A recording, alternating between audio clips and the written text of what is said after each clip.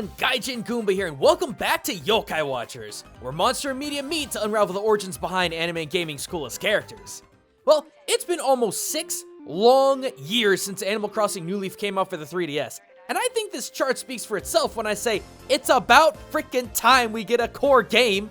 E3 finally showed us Animal Crossing New Horizons, with lush modern graphics while keeping its traditional portability on the Switch. Going from a sleepy suburban town to a sun-kissed tropical island? Sign me the heck up! And just look at who's leading the charge. Kinda interesting that Tom Nook of all people would be spearheading the new installment of Animal Crossing though. Well, why wouldn't he? Isabelle left to get smashed last year, so Tom Nook took it upon himself to, quote, make sure everyone has a nice new place to call home when they're ready. See what happens when you shrug off your duties as mayor? Now with Isabelle, the one factor that kept the village in balance out of office, our long-awaited return to Animal Crossing is under the thumb of the biggest unregulated capitalist in the village. Okay, that was a little harsh. Look, I get that Tom Nook isn't exactly the most giving guy in the village, but like he says, he's no loan shark. Sure, he immediately incurs tens of thousands of bells worth of debt on your person out of nowhere with no legal regulation, but it's not like the guy's charging an 8% interest rate for a $100,000 loan that you were forced to decide on when you were just 18, right? I mean, that would just be ridiculous. Harsh, huh? Well, tell me then, what exactly do you do in New Horizons? Well, where instead of picking fruit, catching bugs, and grave robbing in order to get your funds to pay for your new home and furnishings, in New Horizons, Nintendo took a page right out of Minecraft and has you building your own unique furniture and tools, found from scavenging the island for materials and using Tom Nook's public workbench to craft them.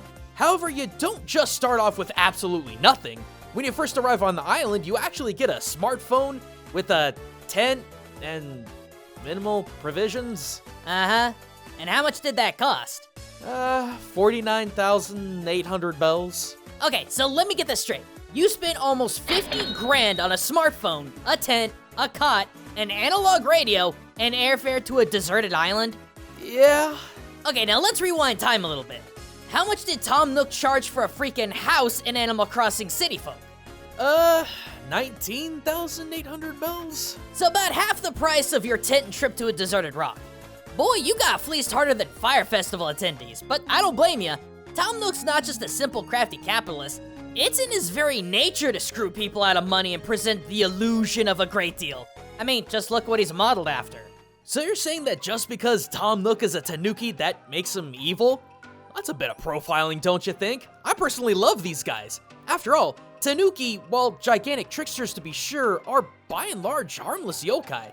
In fact, tanuki are the one yokai these days people actually want around.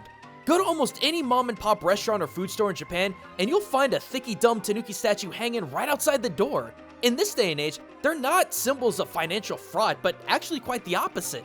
They're symbols of business luck. Oh, really? How so? Well, specifically, tanuki are financial lucky charms due to their 8 virtues, or the Hasso Engi, each of which represented in a physical feature of the tanuki. A smile representing warm reception, a shady hat to hide from unexpected financial problems symbolic of harsh rains and burning sun, big eyes representing the foresight to make good business decisions, a puffy tail to represent steady life balance, a jug of sake representing the moderation of indulgences, a big round belly representing boldness and confidence in the face of adversity, a tsu promissory notepad of IOUs symbolizing one's faithfulness to repay debt, and finally, the tanuki's...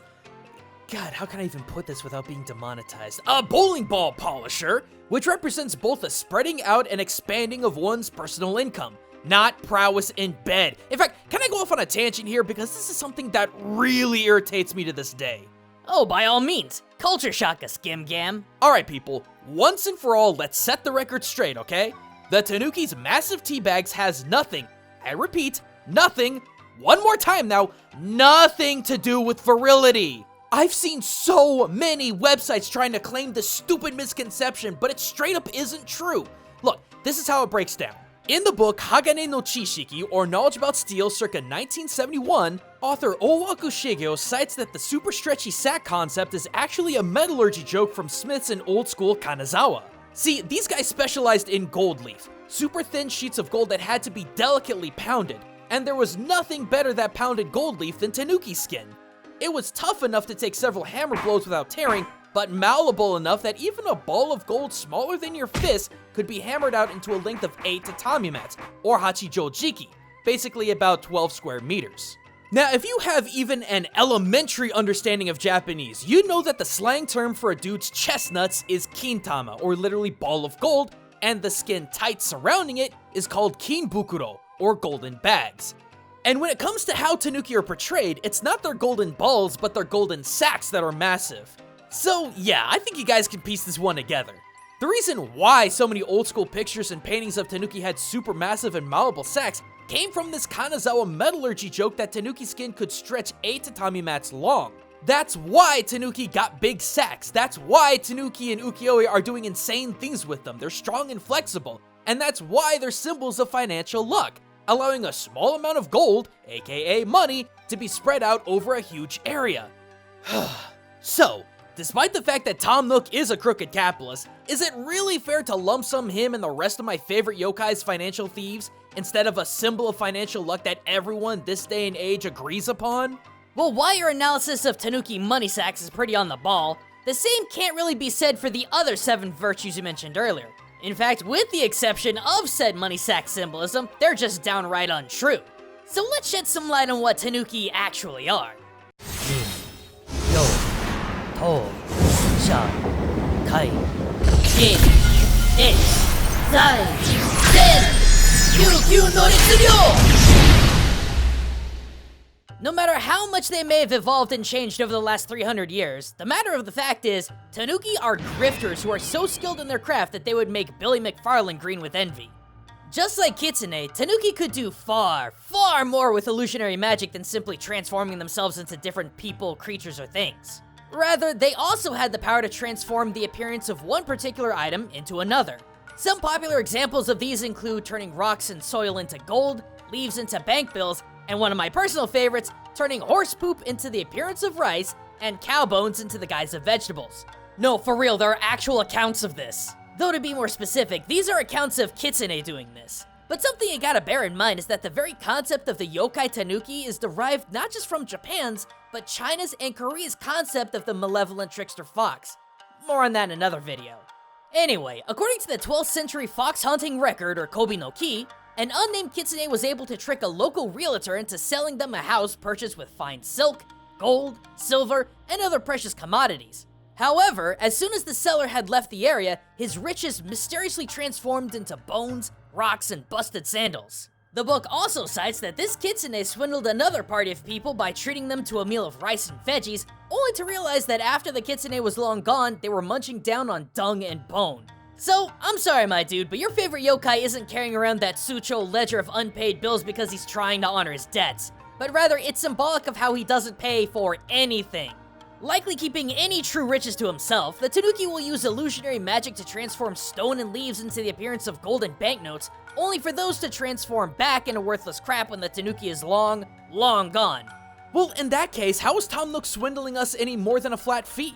I mean, sure, the guy throws heaps of debt on the player to buy a new house, or a tent in the case of New Horizons, but the stuff that Tom Nook and the Nooklings sell are physical, functional items. You're making it sound like Tom Nook is charging us an extraordinary amount of money for essentially garbage. Oh, my poor sweet summer child. That's because he is. Seriously, did anyone stop and think why furniture in Animal Crossing is stored as leaves?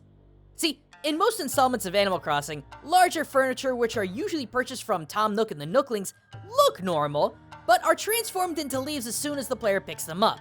It's not really been discussed why this is the case, with most people assuming it's just a visual placeholder in the theme of Animal Crossing's icons. But is it really? We've already gone over the fact that Tanuki and Folklore could turn leaves into banknotes, but what if they could do more with them? Though it's hard to cite, in a handful of paintings from the mid to late 1800s, Tanuki are shown to place leaves over their heads prior to transformation, a trend that we see all over the place in media. This likely comes from the concept that kitsune in China's folklore would place bones on its head and leaves on its body, and once it could balance all these materials, it would then transform. Such as cited in the Soul Shenji, or Search for the Gods, cause remember, Tanuki yokai came from Chinese kitsune. So in light of that, wouldn't it be a fair theory to say that Tom Nook and the Nooklings are actually selling you last autumn's foliage? I mean, consider the fact that the only time furniture isn't represented as leaves is in Pocket Camp. And in that game, Tom Nook and the Nooklings don't really sell you the bulk of your goods, but rather they're crafted by Cyrus and Reese. I guess it's really not so far outside the realm of possibility. I mean, granted, I don't know the entire history of Animal Crossing in fine detail, but all things considered, maybe Tom Nook has been pulling the wool over our eyes for a couple of decades. I mean, I'd like to give the guy the benefit of the doubt though, considering he started off living in a stump only to flip it for double profit and became the financial genius he is today, and supposedly he generously gives to charity if Happy Home is to be believed. And according to Aya Kyogoku from Nintendo, Tom Nook is actually taking all that debt from everyone in New Horizons and investing it back into the community.